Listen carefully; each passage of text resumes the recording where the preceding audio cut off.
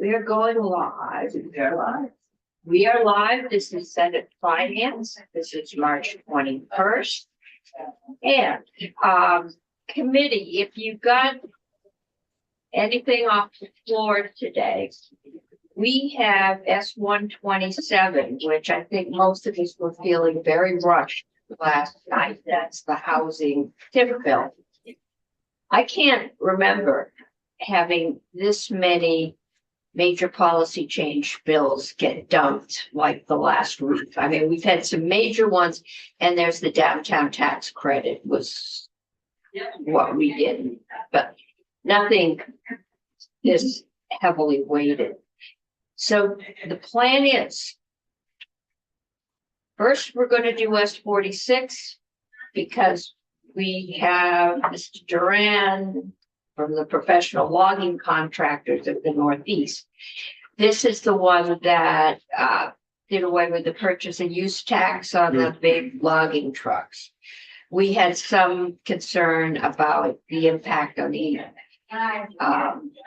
transportation fund and if we were doing a cost benefit, and he insisted that he was going to drive here at 5 o'clock last night. I forbid him to drive here because I could not guarantee when or if he would get to his bill today. So he will be on Zoom. We will give him 5 minutes. We will decide what to do with that. And then we're going on to 127.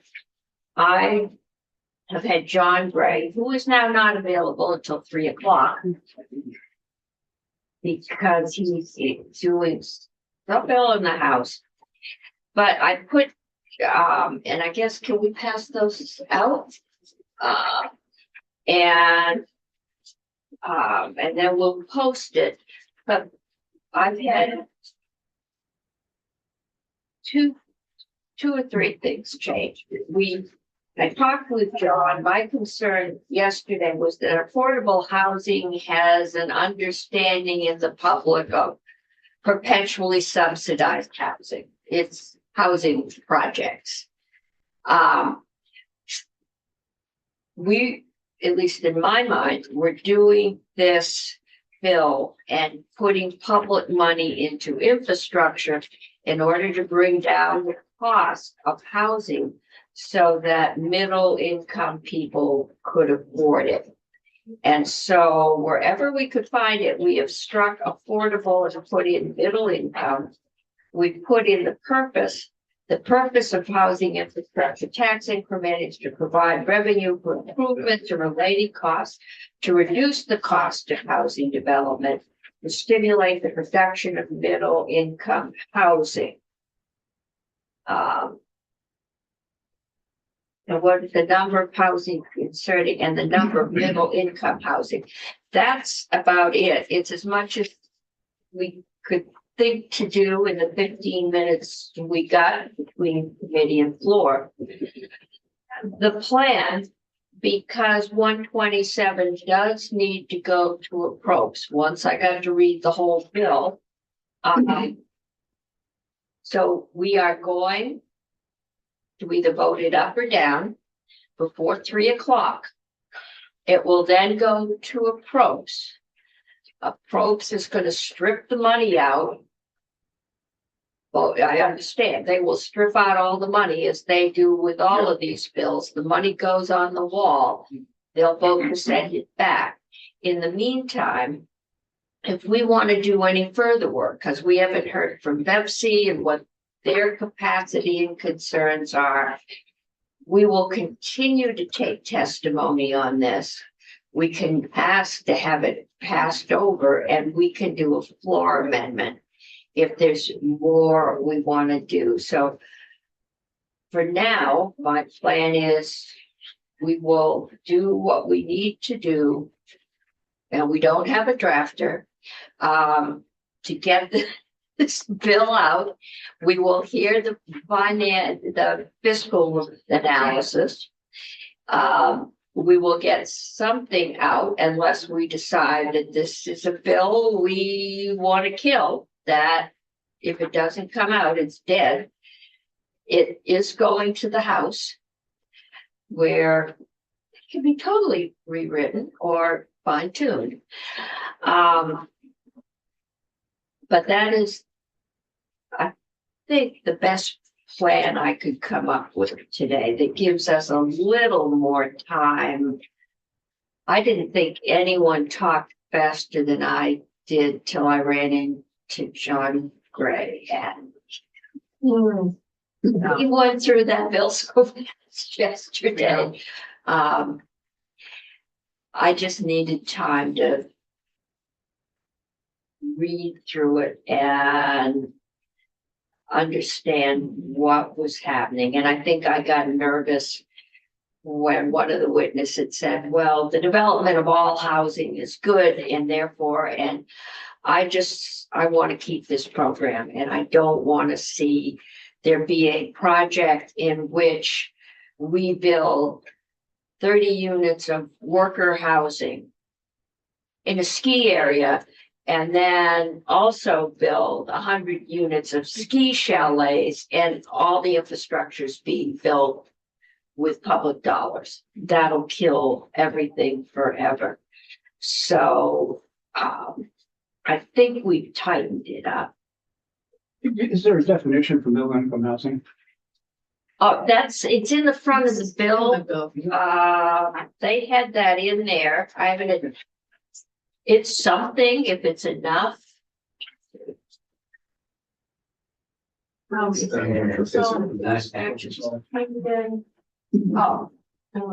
improvement.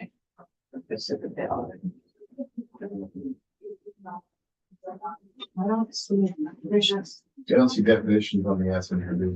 Yeah, it's in here. If you just search for middles, It's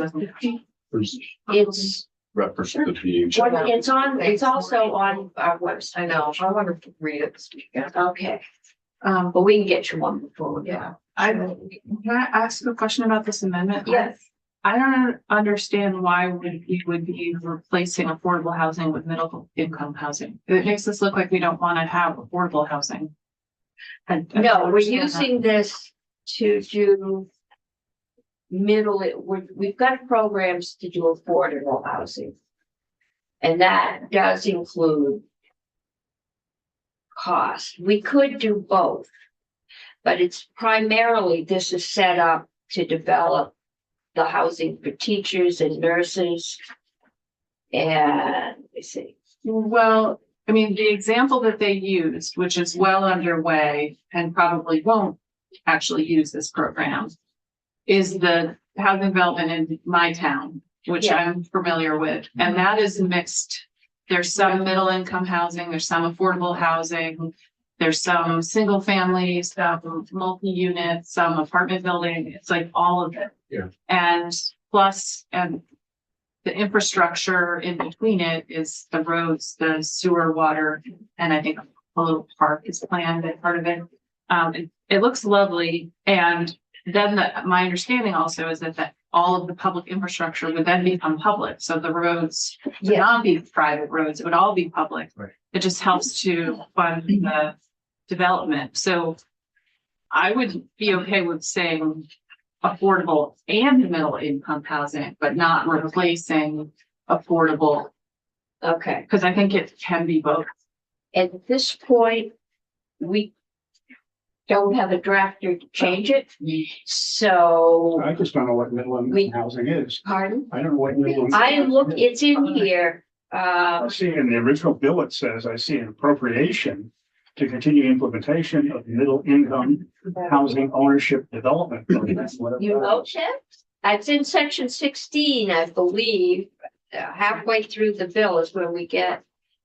Affordable housing means either, and we changed that to middle income housing means owner occupied housing. For which the total annual cost of ownership, including principal, interest, taxes, does not exceed 30% of the gross annual income of a household, at 150% of the highest of the following: the county median income. That's affordable. That's housing. affordable That's housing. the definition for So you're just affordable housing. redefining. No. It's defined. No, I wouldn't want to redefine affordable housing. I personally think we should keep it as affordable housing, but if we are going to change it, say affordable housing and middle income housing. Because when you use the term. Well, I we think don't have discussion we middle had, income affordable housing at 150%, it's almost like an oxymoron. Because you think it's not Well, 100, affordable anymore. 150 is pretty darn high and right now as it is right now. And is that what was intended? That's really a question. Or are we talking about two different definitions? It's usually what, 80 to 120 is that affordable range? Can you look at the definition? I'm Ted, pretty sure. no, Of it? Ted, So- could see if you can help us. Ted Barnett joins us laws. I can't help crafting a definition. Right. That's really legislative counsel's role. Yeah, so I unfortunately can't help you on that standpoint, but yes, that is the definition that's currently in They law. scheduled for two. If I'm not mistaken, Okay. All right. Would- I'm sure. okay, I'm gonna halt this, and maybe Cameron could help us with some of these definitions. But we do have a witness from Maine, and I would like to take care of S-46. So I'm going to listen to Mr. Duran because we have been putting him off. So we're gonna go to S-46. We're gonna take that testimony and then decide what we're gonna do in this bill. And then we're gonna see what we can get done in the next hour. And if Cameron can help us draft what we think we need, or if we're just gonna send this bill out. We could send it out and we can put this amendment on or not, and then do a more extensive floor amendment for Tuesday, will be on notice Tuesday, so we have all day Tuesday to tighten this up. Okay, so we're going to S-46, which allowed the, would do away with the purchase and use tax on the large logging trucks. And Mr. Duran, welcome. The question in this committee, or the concern, and the reason we put this off and tried to get some more testimony was that it's a very small amount of money, given the overall, and our transportation fund is in dire financial straits. We can't meet our federal match. We're only going to be able to pay half of what we paid last year, which was minimal. And so we're doing a cost benefit. How much is this going to do to help prop up or save the logging industry versus how much might it do to prop up our transportation fund? I think we understand that it would be a welcome gesture from the logging industry to show our support. But it didn't seem, I think it came down to about $1,200 a vehicle. And so we were trying to just, and so we thought we'd hear from you because we didn't have anybody from the logging industry. Good afternoon, Senator Cummings, Senator Chittenden, members of the committee. Again, my name is Dana Duran. I noticed you wanted to talk about housing. I know some folks that can produce some wood for some houses, so feel free to tap into us on that bill as well as if you would like to. And Senator Cummings, thank you for telling me to stay home. I do appreciate Not really nice around here today. I probably missed the snow on my way over. Not nice here. Yeah, well, I'll be over soon enough. So thank you for providing the messaging through Charlotte. So I appreciate it.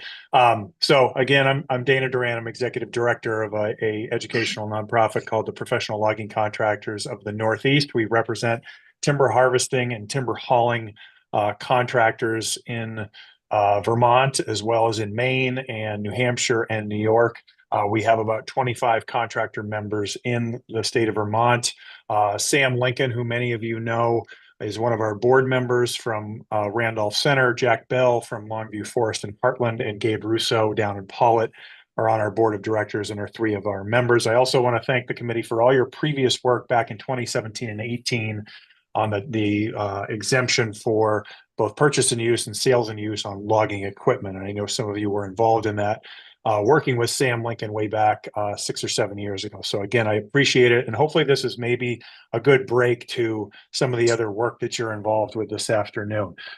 So I appreciate the opportunity to come in and testify today. I provided an electronic copy, which you should have on your tablets that you can take a look at. I'll try to summarize most of this just in the interest of time. I also provided you a copy. I don't know if many of you have seen this. I'll try to hold it up to the camera. It's blocking me. That's not doing a good job.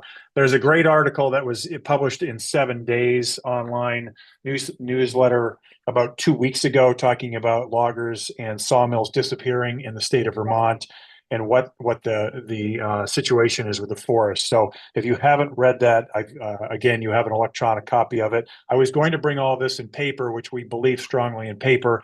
You could use it to start your wood stove, but I'll have to bring it another time and hand it off to you. So as all of you have heard, let me just set the stage. You heard some of this from Mike O'Grady on Tuesday when he set the stage with respect to the bill. So Vermont, in terms of its forests and the kind of the economic state of contractors right now, let me kind of paint a gloomy picture for you. So while this past winter was normal in terms of operational conditions from a weather perspective, the last 2 years have not been normal on weather. We've also had significant issues with markets and significant issues with inflation in the recent past. So in 2024, Vermont experienced the closure of 3 important markets that were localized. It lost Putney Paper in Putney, A. Johnson in Bristol, and Mill River, which is a pine mill in Clarendon. Those closures are additive to the low-grade market struggles in Maine over the last decade, and we expect that these markets are only going to get worse as a result of tariff impacts.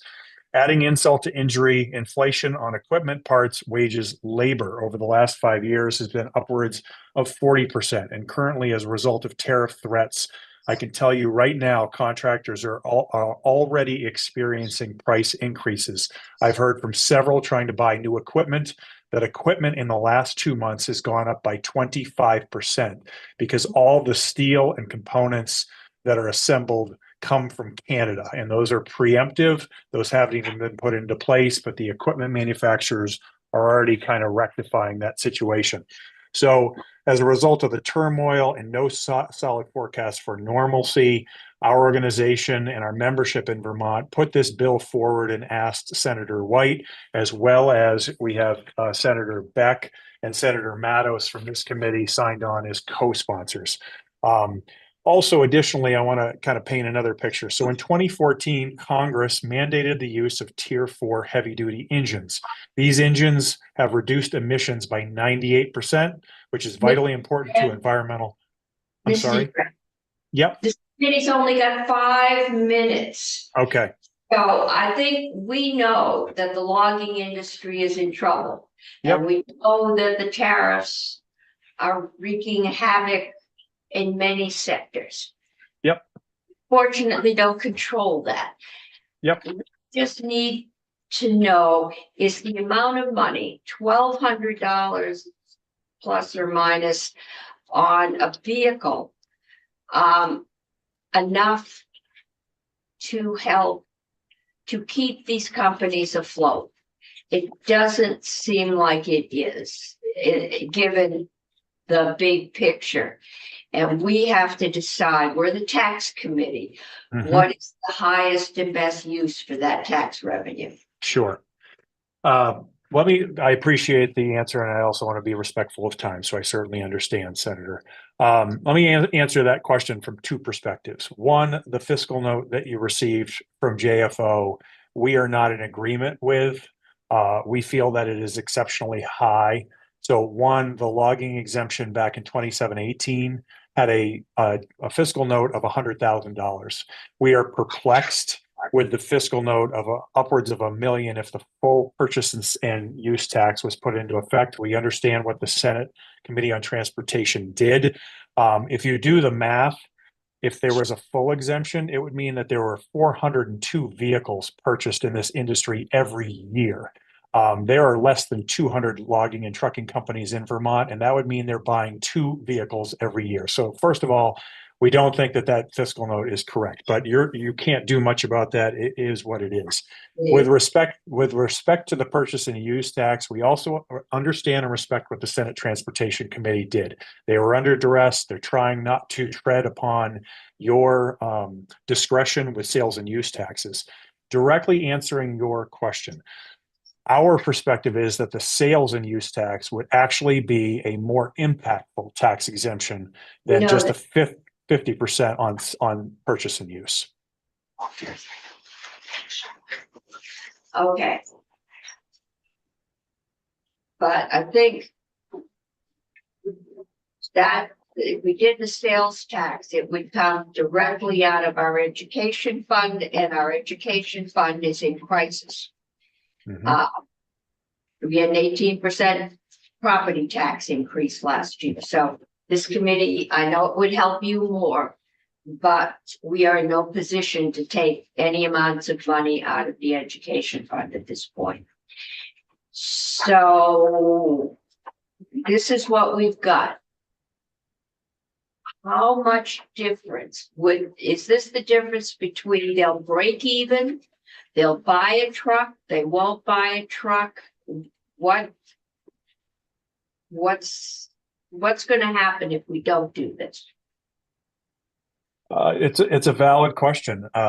Anything at this point is obviously going to help. I don't think it is going to send folks out to immediately invest in certain equipment, but it is certainly going to make a difference. I mean, again, and you know this, there's the logging contractors and trucking contractors have to pay 18% sales tax. It's 12% federal excise tax, and it's currently 6% or maxed out at about $2,500 on state's purchase and use tax.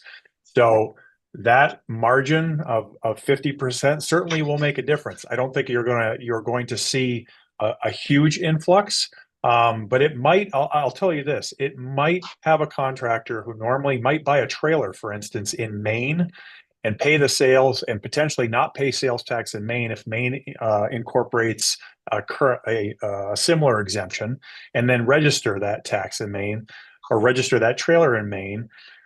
They may, and pay the excise tax in Maine, they may bring that back to the state of Vermont, which might benefit, local dealers in the state of Vermont. That effectively might be kind of part of what might occur as a result. So you may see some invest, and you also may see them do it in Vermont instead. Okay.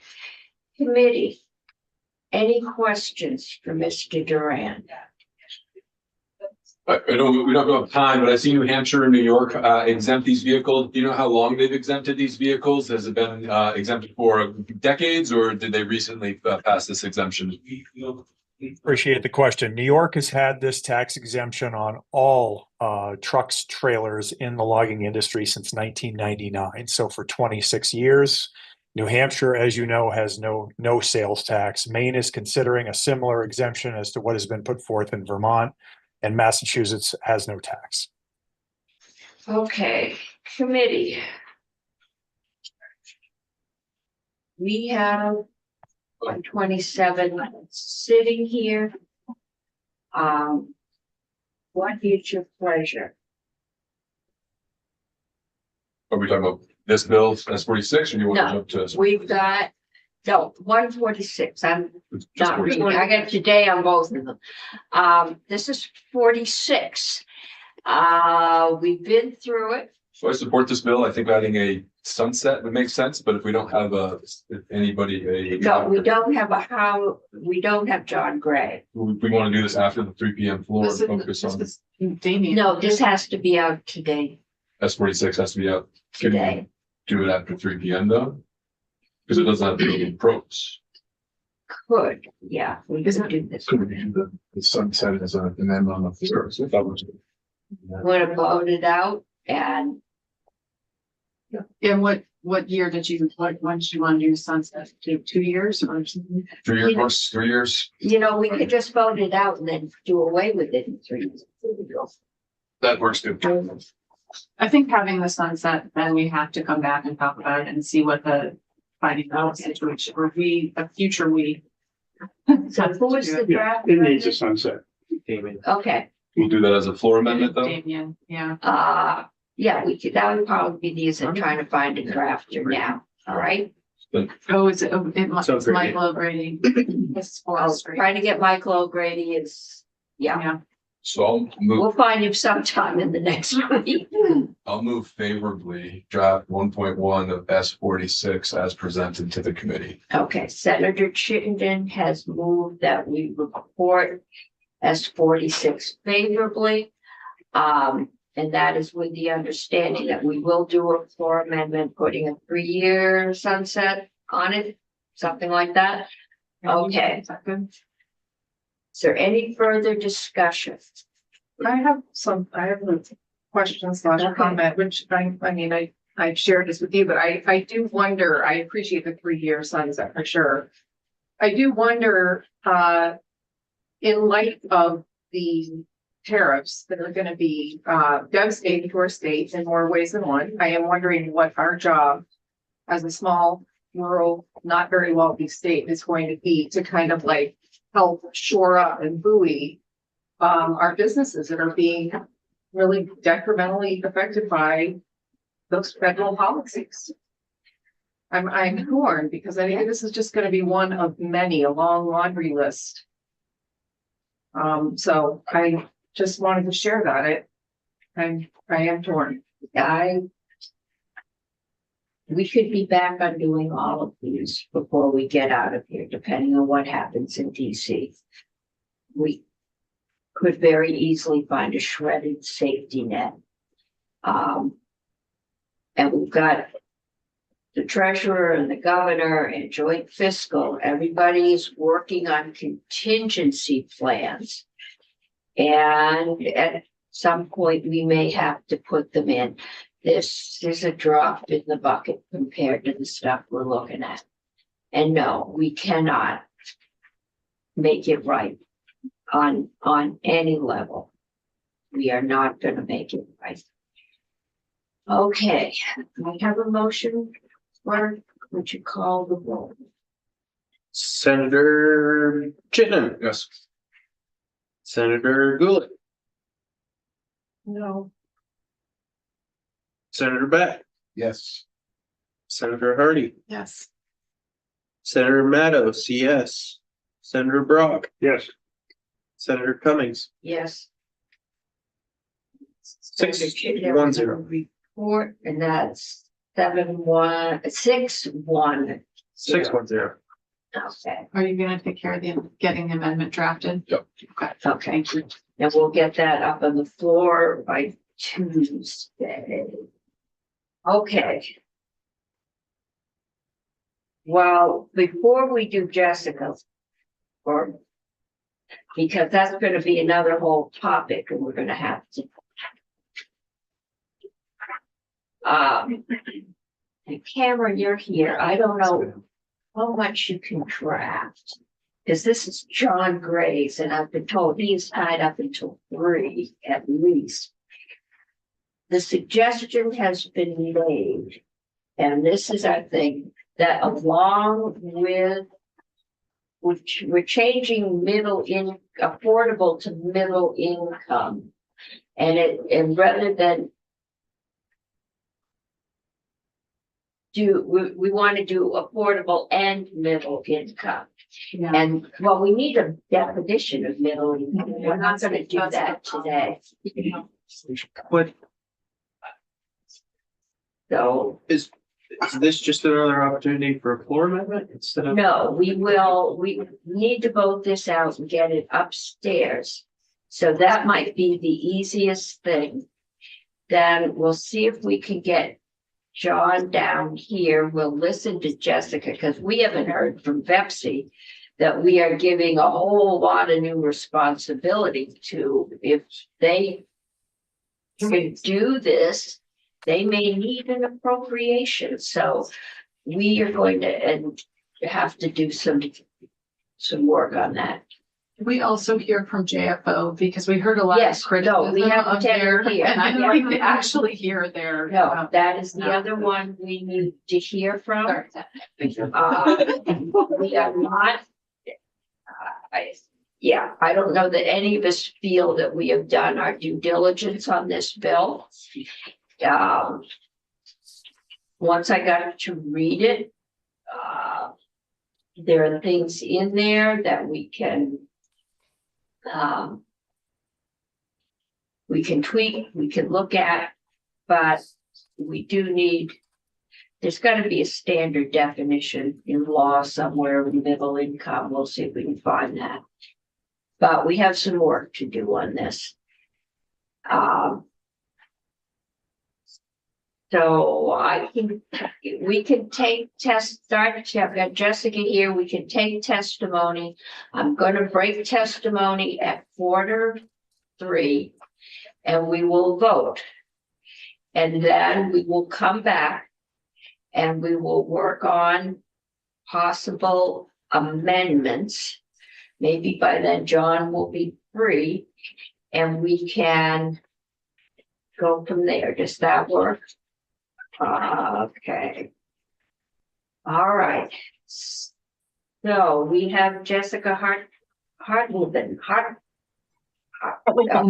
Nice to see you again.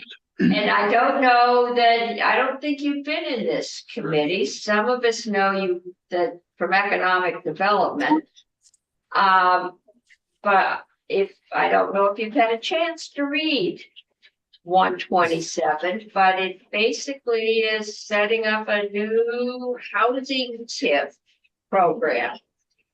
And it's giving it to you to do whatever regulation is going to get to be done. And I guess my first question is, right now you're into how many jobs did you create and how much do you pay them? And we're going from that into how many houses and what income level are they priced at? And has the town got a development agreement that covers the town's liability?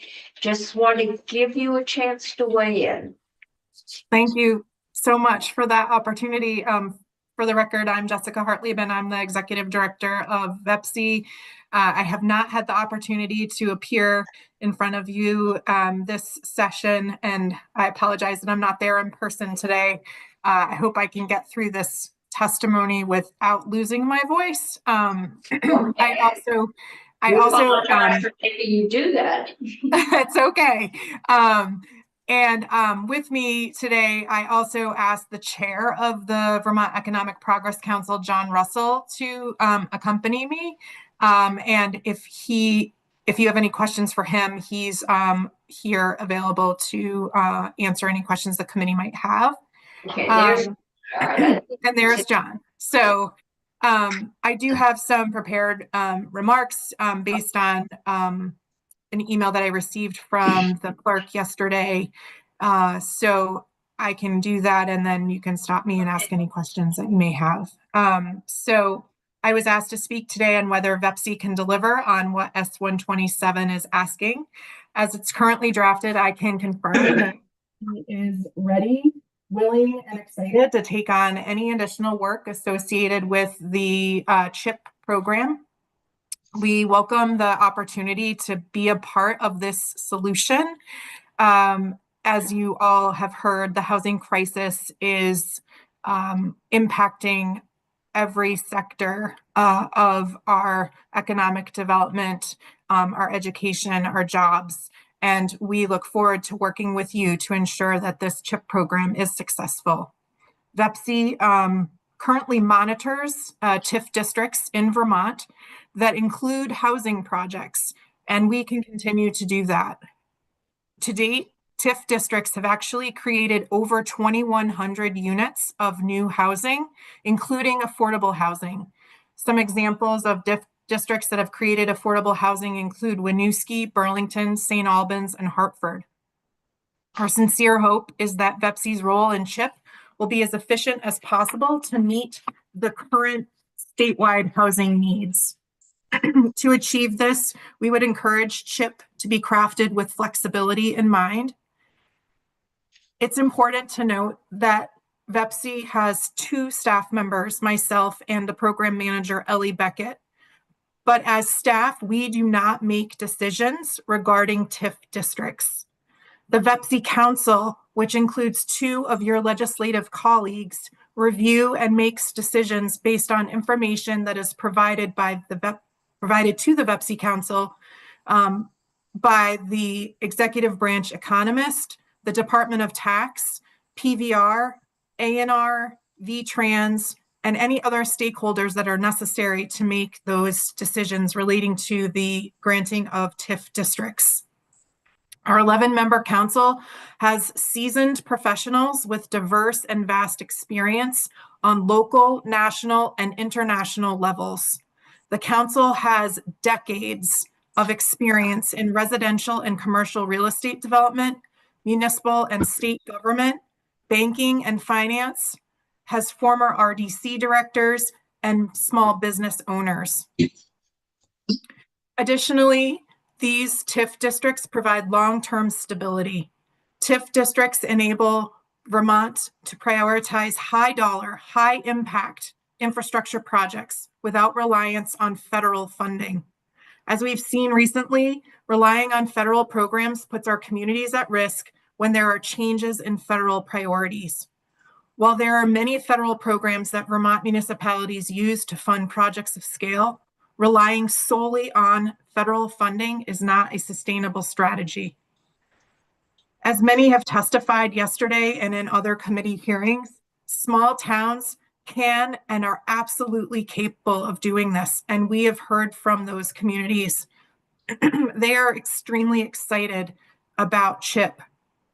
Many projects that they have in mind have otherwise stalled or not been able to move forward, in some cases for decades.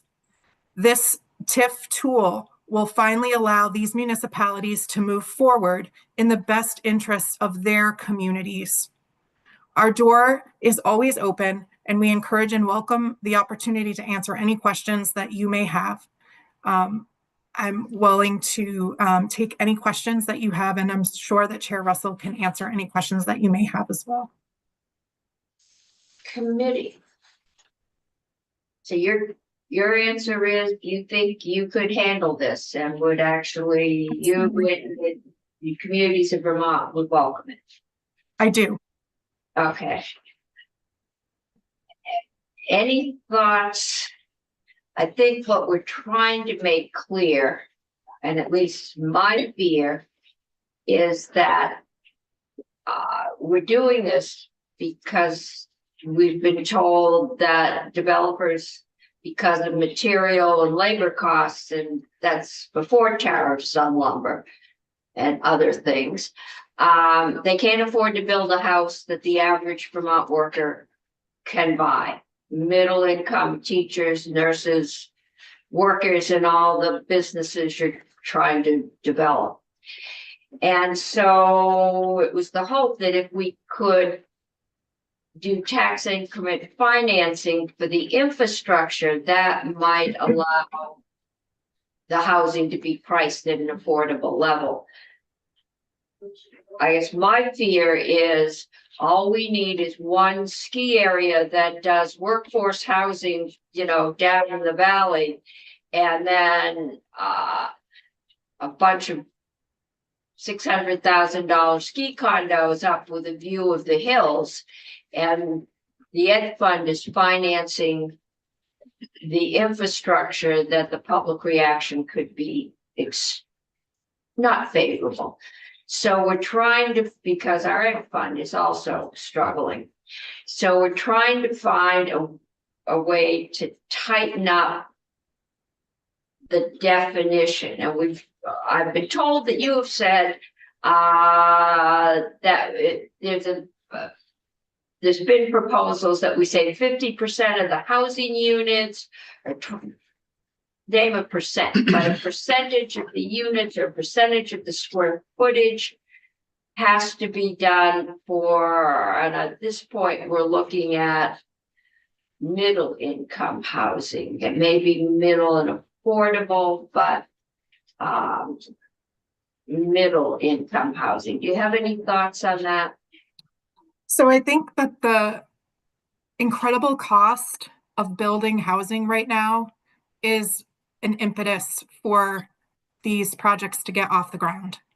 Right. And we have heard from little towns throughout Vermont, and we actually had testimony from the town of Fairhaven, who had a housing project proposed and could not offer a developer the necessary infrastructure that needed to be done in order for that project to quote unquote pencil out.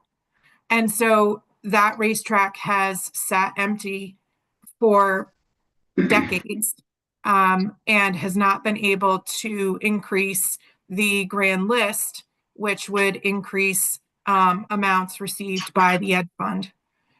So from a project feasibility standpoint, to make sure that the tool can work for communities, it would be beneficial to keep the housing requirement to say like a 25% amount and to remove the AMI component. I haven't seen any new proposals, and I know that this committee was talking about it prior to my getting on the call, and I apologize, I didn't get to listen to all of your testimony. But the reality is that because these projects cost so much, we need to make this project as flexible as possible so that municipalities have control to work with developers in their communities to make these projects pencil out. Are you going to see $5 million homes in a town of Fairhaven? No, you're not. You're going to see homes that are in probably the $350,000 to $500,000 range. But the city manager who testified said that he had reached out to contractors, and the cost to build these homes, even homes that would be selling at a $500,000 level, cost $850,000 to $900,000 to build. So I would strongly encourage the committee to give the towns flexibility so that they can work with their local developers to make these infrastructure projects pencil out so that they can afford to make these projects move forward and provide housing for folks in their local communities. Okay, but this is not gonna, if you're using the increase in the grand list, it will increase the town's grand list and the Crown's tax rate. But it will not for up to 20 years, depending on the annual cost of the bond. So how much is bonded for? That money will not go into the tax rate for the into the Ed Fund for the duration of the project. And I don't think I need to tell you that an 18% increase in your property taxes last year didn't help the price of housing. Because along with the interest rates, that gets figured into what the banks say you can afford when they're doing your mortgage calculation. It's 36%, and that includes your taxes, insurance, all the payments that in your mortgage payments. So our job isn't in this room to promote housing. Our job is to make sure we get the highest and best use of the taxes. And this, since maybe this will have an easy flight through this body and get voted, but it hasn't happened in the past that anything that, and this committee did the original TIF legislation. I've been here through all of it. And a TIF bill has never gone through without upset. And so we're trying to find that balance because this is a further, we've got the economic development TIFs, which do some housing. And we have, now we're doing pure housing, we think pure housing TIFs, even though there could be some commercial real estate in here that would make it pencil out. And we may need, maybe we need to make that stipulation that commercial something could be included if it's required to make it work. Your bill's headed across the hall, the VHFA. The housing. Yeah, we're gonna vote it out. As it came to us, it's going over to approach because you really are an appropriation. Thank you. Okay. I don't think we're gonna touch you, Senator Hardy. I've given them. They're gonna strip you out and put you on the wall, but we're not. Given that we only have 15 minutes, it would be really great to hear from the JFO because the fiscal note is really helpful in understanding that the sections by section there. In fact, there's a section in the bill that I didn't even know was in there that I would like to potentially take out. Some sections So I today. would really like to hear from Ted if we We can. can hear from Ted now, or we can hear from Ted when we get off the floor. Well, Right. don't we have to vote this before We then? have At to this vote point, it. I'm a no on this bill Okay. until I get We more have to information. vote this bill out. The understanding is that gets it to approach. They will then vote it out. It will be on notice on Tuesday, should be up on Wednesday, at which time we can do a floor amendment. Or we can ask that it get passed over. There are a couple other big bills that are getting passed over. So that we can continue to work on one or more floor amendments. So we will have Ted up. Definitely want to hear from Ted. I just also wanted to say thank you, Jessica. That testimony was very good to hear that you're ready and willing and that you can take on this project. So thank you for that. You're welcome. Thank you for having us. John, did you have anything to add? No, I don't. I've been just here to support Jessica, and as Jessica said, the council is ready, willing, and able to take this on, and we take our position as the council and stewards of the state's education fund very seriously, and we look to increase the education fund in the long run. So that's the council's view. Thank you. Okay, Ted. And I don't know if it transferred to today, but I know yesterday your button was up there.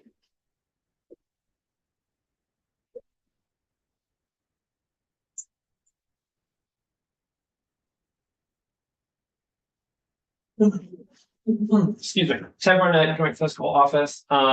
Would the committee like me to put the fiscal note up on the screen or do you all have copies? Yeah, then everyone can see it. That might be. Great. I'm gonna, Charlotte, can I get the Zoom link, please? Or is it the same from yesterday? No, it's Okay. Great.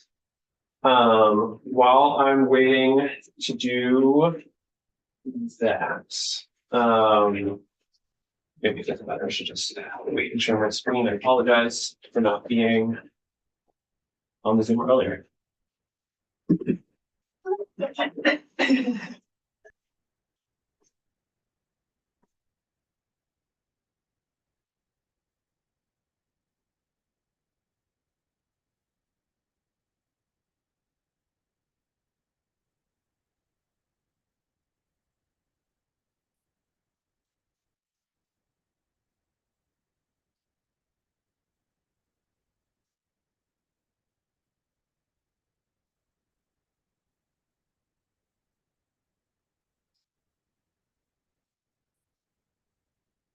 Going. Yes. We all Okay. have it in front of us.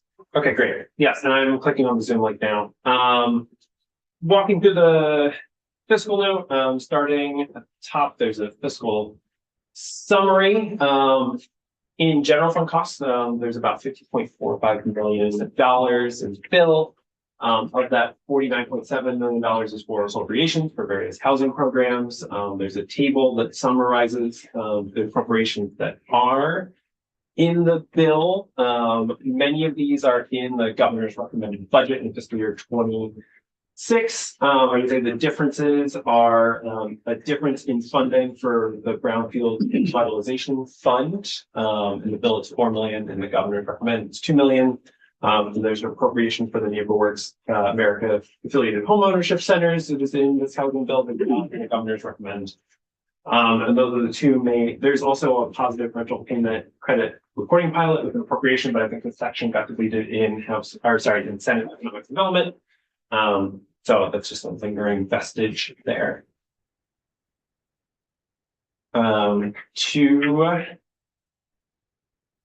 So that covers the appropriations. There are tax credit changes associated with VHFA.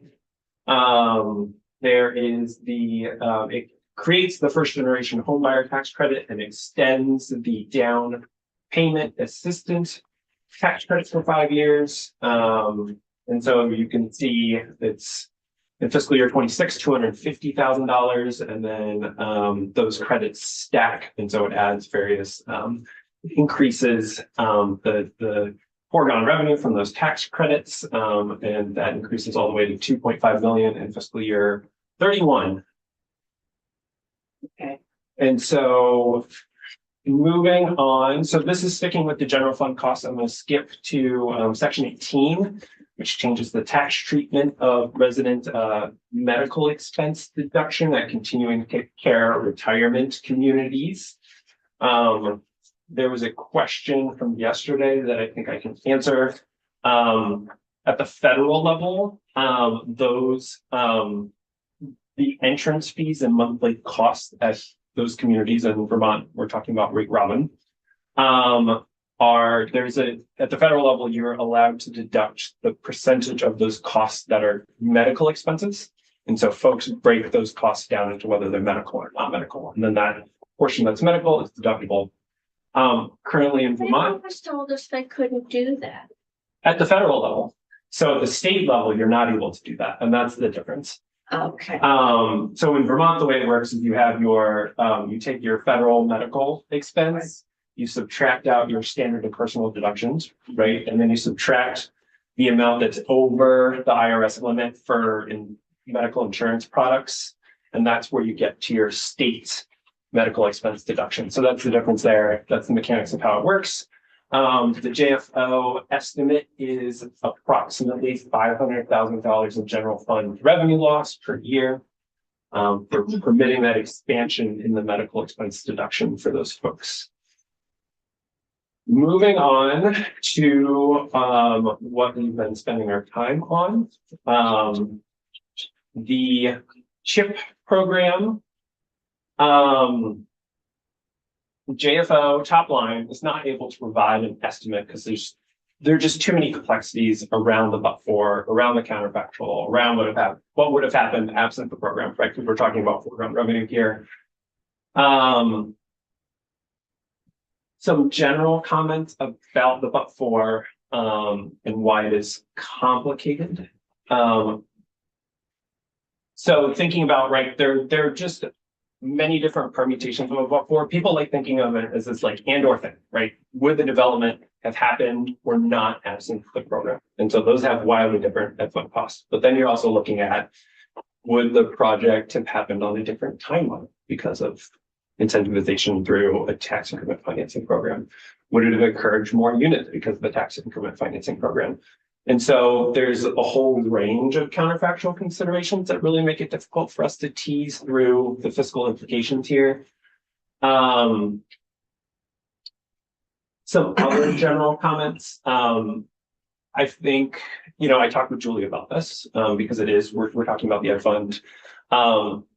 We both want to emphasize that there are two different ways of looking, really broadly speaking, at the grand list. You have more on the municipal level or isolating development costs are growth in the grand list from development. And at the municipal level, that's where a lot of the growth in their grand list is occurring, right? From renovations, from new building, and et cetera. And that growth rate in the grand list is pretty low.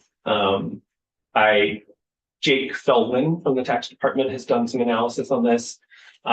He looked at the growth between 2004 and 2024. And for all but 9 jurisdictions in Vermont, the growth rate long-term in kind of that growth from development was less than 2%.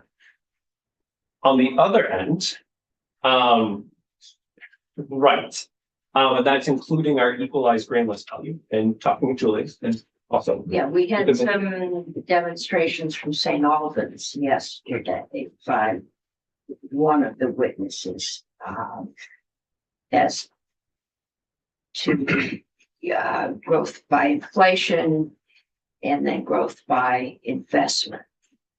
Right. I think the main point I would want to say here is you absolutely have to look at equalized value, because that is how increment is calculated. And so when you're looking at potential costs to the education fund, your equalized value, which shows up in your equalized tax rates, is how we're calculating increment that is retained from TIF districts. And so if we're looking at a counterfactual environment where development would or would not have happened, and they either the full value of that development would have gone to the education fund, or you're only getting 20% of it because of the retention in this proposed program, you're looking at equalized values here. So when we're assessing costs, we have to really be mindful of our equalized values, and they are currently quite high. Statewide grand list growth in fiscal year 24 ended at 9.7%, and in fiscal year 25, it's estimated to be 14% in both years. It's 14 and some decimal, I'm not remembering at this moment. So yes, really want to be mindful of thinking of those two universes. You're going to hear a lot of folks talking about growth in the grand list, and in many cases, they're referring to that sluggish growth that's occurring because of development. And we're just in this state where the real estate market is so high, so spicy. Well, good on you. That, Really fast. in another, if there's more time, I would recommend hearing from Julia about the mechanics of how grand list growth contributes to calculation of yields and tax rate and et cetera. That is really her universe. That's what we're doing next week, so, but we've got to get this one out, Senator Hardy. Oh, I saw the sheet. Are we We're talking just about voting? prepared. or- We have to vote before 3. Okay, so if Ted's not done, then we can finish hearing from him. There's another section in here, 19 and 20, and I am not sure why we are exempting VHIP and ADUs from property tax increases. Just for 3 years, you've given time. We fought this last year, committee. So unfortunately, there is similar, not to the same magnitude of TEF, but there are challenges in understanding within the VHIP program. There's a wide range of different activities that can be supported through VHIP, everything from code improvements to rehabilitation to outright construction. So the variation, we have data on the number of units that have been incentivized through VHIP, but we don't have a great sense of the different activities or the amount of appraisal value. And no requirement that they be affordable. Or maybe is it the requirement that they're affordable for 3 years? Josh, do you know? 10. Okay, so anything with VHIP has to be affordable for 10 years. 10 years or 5 for homeless, Or 5 for or exiting homelessness. exiting. Okay. So yeah, so within the VHIP program, I would also say for ADUs that's also similarly challenging. You could have an ADU that's 200 square feet. You could have an ADU all the way up to 900 square feet, and the amount of increased appraisal value that would result from those developments, we weren't able to put a reliable estimate on it. I would comment that the data I was able to glean, it certainly would be material in the sense of right? It's a large enough concern that it's not decimal thus, but I can't provide any sort of official estimate on what the cost of that would be in terms of foregone revenue. And I would also like to mention that it stacks. So your cost in 1 year, since people are getting your credit for 3 years, It increases every year. to up until 3 years, and then the cost levels. Yes. Okay. And there's no requirement that an ADU house or it's there. It could be rented, it could be an Airbnb. And I'm not sure that's where we want to put. Because we did do something last year. This was in the governor's recommend. And we extended it for a year. We did do for the VHIP stuff. I guess we did it in flood zones for housing that had been damaged so they could replace housing. But again, there was the concern, maybe because I was down there, and Senator Brock, that we're gonna get it up there. We're gonna vote. Yes, we're gonna keep working on this. I would, Going to go. I would move S-127 favorably as presented. Okay. Further discussion on the motion, Senator Hardy. Thank you. I just knowing what I know from hearing, I don't think we should change the definition of affordable to middle income housing. The definition You're of not changing affordable. anything. This is the motion is Okay. as is. The section 18, 19, and 20 in particular, I have serious concerns about. The medical expense deduction for the continuing care retirement community is essentially a $500,000 income tax reduction for higher income Yes. people who live there. So I don't think that's the best use of our tax dollars at this point. And then 19 and 20, I also have serious concerns with because it doesn't have any kind of income levels. I mean, I know the ADUs that I know of in my community actually are on pretty high-end properties that people are essentially building second homes on them for a relative, and it's being Yes. called an ADU. And so I have a big problem with those sections. So if they're in the bill, I can't vote for it right now. We can take us up Tuesday afternoon and possibly do a floor amendment. Is that We are good. That plan is we are definitely doing a floor amendment. I don't think anything is totally comfortable with this bill. But we have to get it up there to get it to its pros. Then we will come back here and we will continue to talk. This is not a Friday that I feel obligated to get you out of here by 3 o'clock. This is payback time. So I have a motion to vote out S-127 as presented, and this is a technical move. We will come back here in the understanding if we will have one or more floor amendments, all right? Is there further discussion? If not, the clerk will call the roll. Senator Chitner. Yes. Senator Brock. Yes. Senator Gulick. Yes. Senator Beck. Yes. Senator Matos, yes. Senator Hardy. No, Senator Cummings. Yes, 6-1-0. okay.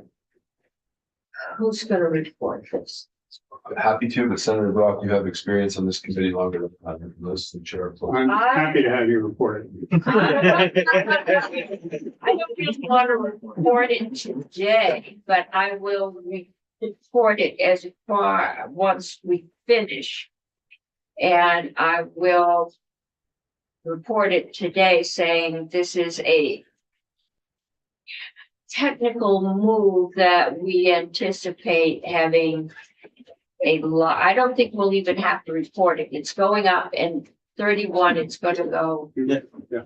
to approach. So I will bring it up and sign off on it. I think I have an S out there. And, then we will be back here 5 minutes after we're off the floor, which should be about 10 minutes after 3.